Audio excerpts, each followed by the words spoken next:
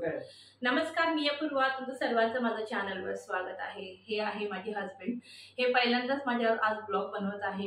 कारण हे आणि आम्ही दोघंही तुम्हाला मुख्यमंत्री लाडकी योजनेबद्दल थोडक्यात माहिती देणार आहोत. कारण मीही तो फॉर्म भरला आहे, ऑनलाईन भरलेला आहे आणि माझा अप्रूव्ह झालेला आहे आणि मी 10 जणांचे असे फॉर्म भरलेले आहे आणि त्यांचेही अप्रूव्ह झालेले आहे.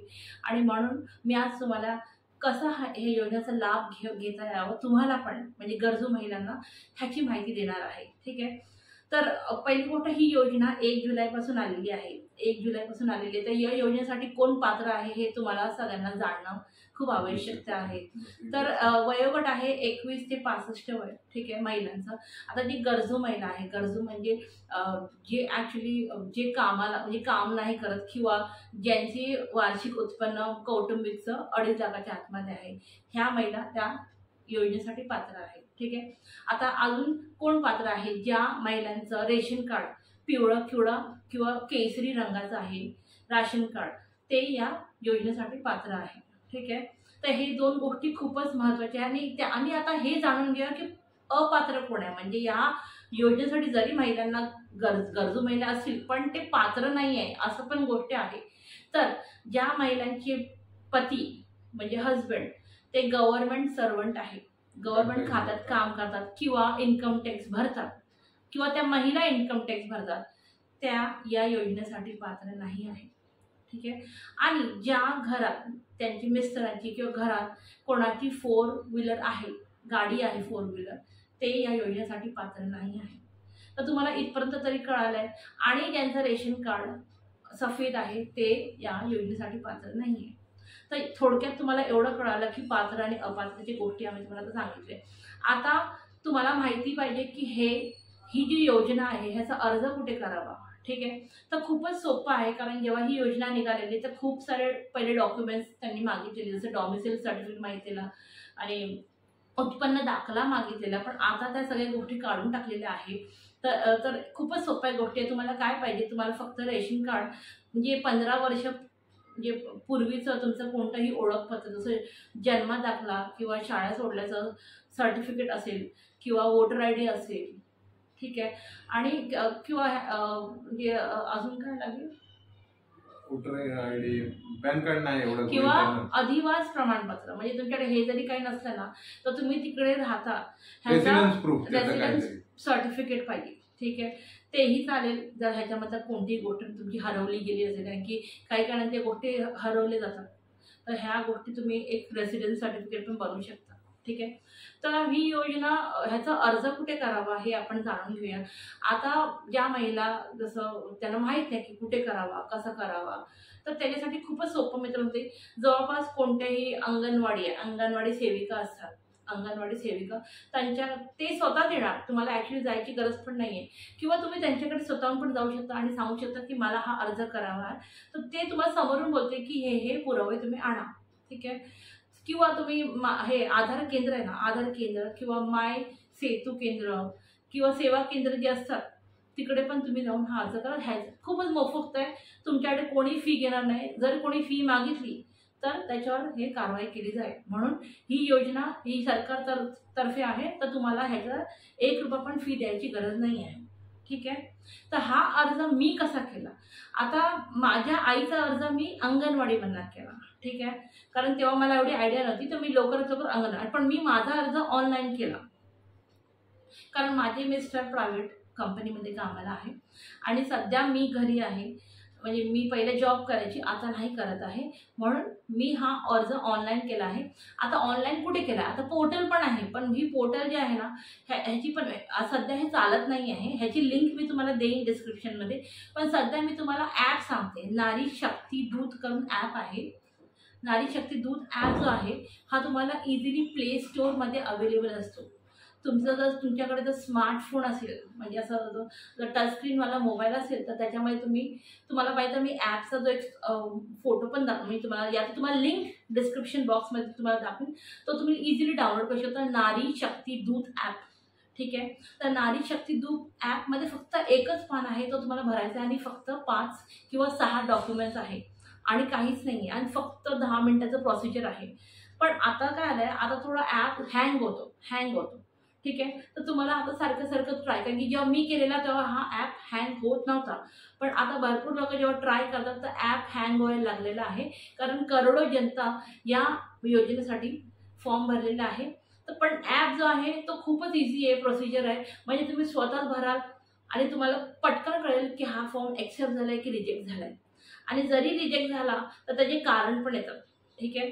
तर जेव्हा तुम्ही ॲप ओपन कराल नारी शक्ती ग्रुप ॲप, फक्त तुमचा मोबाईल नंबर टाकायचा, लॉग इन करायचा, ओ टी पी येईल आणि तोच ओ टी पी तुम्ही घालून फॉर्म तिकडे 3 योजना येतील, म्हणजे असं एक मुख्यमंत्री लाडकी योजना पहिलंच तुम्हाला दिसेल पहिल्याच पानावर, त्याच्यावर तुम्ही क्लिक करायचं आहे. ठीक आहे.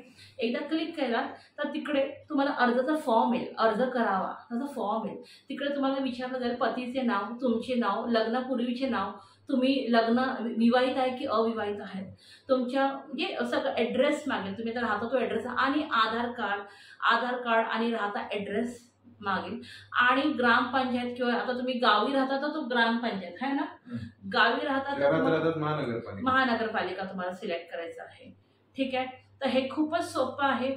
आणि हमीपत्र, आता ऑनलाईन फॉर्म पण आहे, तुम्ही फॉर्म पण तुम्ही डाउनलोड करू शकता, प्रिंटआउट घ्या आणि ते हमीपत्रामध्ये तुम्हाला ते वाचायचं आणि टिक करायचं आहे, फक्त टिक करायचं आणि खाली सिग्नेचर करून त्याचा फोटो काढायचा आहे. ठीक आहे.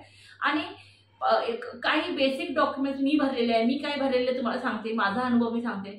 मी पहिला हमीपत्र असं स्टिक करून सिग्नेचर करून तो अपलोड केलेला आहे, जिथे तिथे लागलेला आहे. माझं शाळेचा सोडल्याचा दाखला, मी पहिला तर शाळा सोडल्याचा दाखला नाही अपलोड केलेला. मी पहिलं माझं बर्थ सर्टिफिकेट अपलोड केलेलं, जन्म दाखला केलेला. मग मी आधार कार्ड तोच अपलोड करा जो बँकेला लिंक आहे.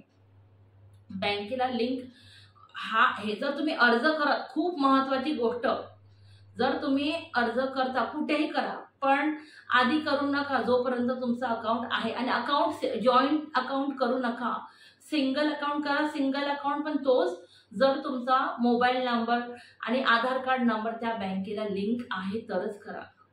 ठीक आहे. कारण जे तुमच्याकडे पैसे येणार आहे 1500 रुपये, ते तुमच्या त्याच अकाउंटमध्ये येणार ज्या बँकला आधार कार्ड लिंक आहे. ठीक आहे. तर आधार कार्ड पहिलं जाऊन लिंक करा. जर लिंक नसेल आणि आधार कार्ड लिंक आहे किंवा नाही आहे, किंवा आधार कार्ड कसं चेक करायचं हे पण माहिती तुम्हाला मी देईन पुढच्या ब्लॉगमध्ये. ठीक आहे. तर ते खूप महत्त्वाचे आहे. पुढची प्रोसिजर काय असते की काय होतं?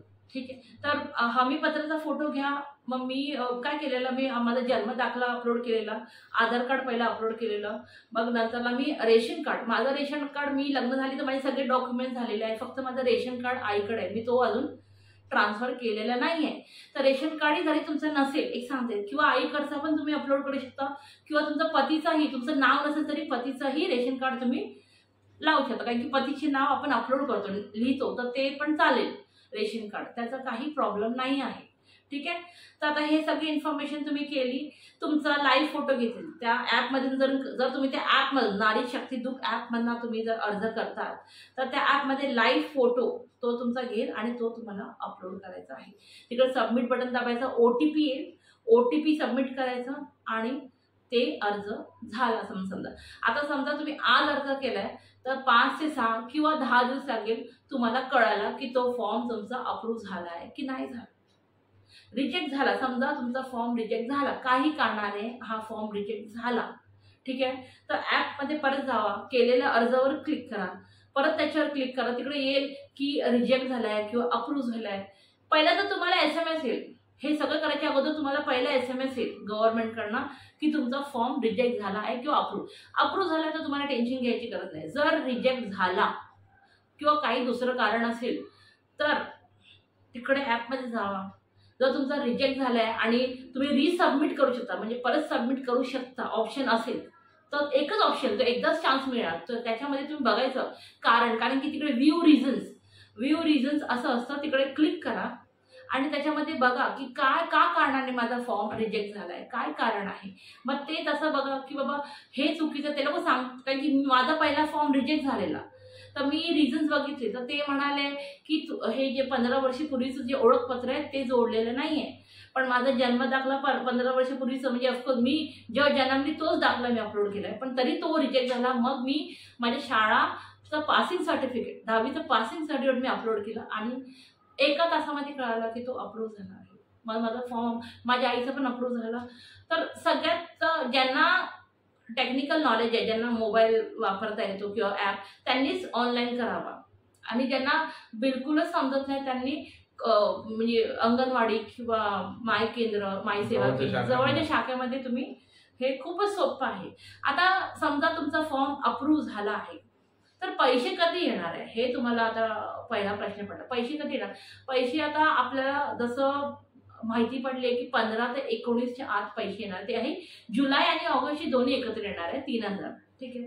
तर 3,000 तुमच्या त्याच खात्यामध्ये येणार ज्याच्यामध्ये तुमचा आधार कार्ड आहे, आधार क्रमांक जोडलेला आहे. ठीक आहे. तर तुम्हाला तसं पैसे तुम्हाला या दिवसाच्या कोणत्याही तारखेला येतील. आणि ह्या जो अर्ज करायचा आहे, ह्याची लास्ट डेट पहिली सांगितलेली 31 ऑगस्ट, 31 ऑगस्ट सांगितलेली. पण आता मी ते जे मुख्यमंत्रींची जे मी भाषण ऐकलं त्याच्यामध्ये तर ते सप्टेंबर म्हणाले. तर पण माझं म्हणणं आहे की लवकरात लवकर जर तुम्ही अर्ज कराल तर तुम्हाला जे पैसे आहे ते लवकर तुमच्या खात्यात येतील. ठीक आहे. म्हणजे हे रक्षाबंधनला तुमच्या खात्यात तुमचे पैसे येतील. आणि ही खूपच सोपं प्रोसिजर आहे. तर माझं म्हणणं आहे, जर सरकार जर योजना देते तर लाभ घ्यायला काही प्रॉब्लेम नाही आहे. आता कारण ही योजना आपल्या महाराष्ट्रात आता आली आहे, पण UP बिहारमध्ये ही योजना कधीच आलेली आहे. तर गरजू महिलांनी हा लाभ घ्यावा आणि जास्तीत जास्त लोकांनी हा फॉर्म भरावा. रिजेक्ट झाला, अप्रूव्ह झाला, हे आपलं म्हणजे काय बोलतात, काय नाही, लाभ घ्यावा. तर माझं ठीक आहे, परत सेंटेन्स तर 12 मिनिटं. तर माझं असं म्हणणं आहे की या योजनेचा लाभ सर्व महिलांना भेटला पाहिजे, गरजू महिलांना भेटला पाहिजे. हां. आणि जसं तुम्हाला लाभ भेटेल तर मला पण बरं वाटेल, कारण की माझं अप्रूव्ह झालेलं आहे. तसं मी पण भरपूर जणांना मदत केली आहे आणि मी असा विचार केला की या ब्लॉगद्वारे तुम्हालाही मदत करू. जर तुम्हाला माझा हा ब्लॉग आवडला असेल तर नक्की माझ्या चॅनलला सबस्क्राईब करायला विसरू नका. माझ्या चॅनलला सबस्क्राईब करा. थँक्यू.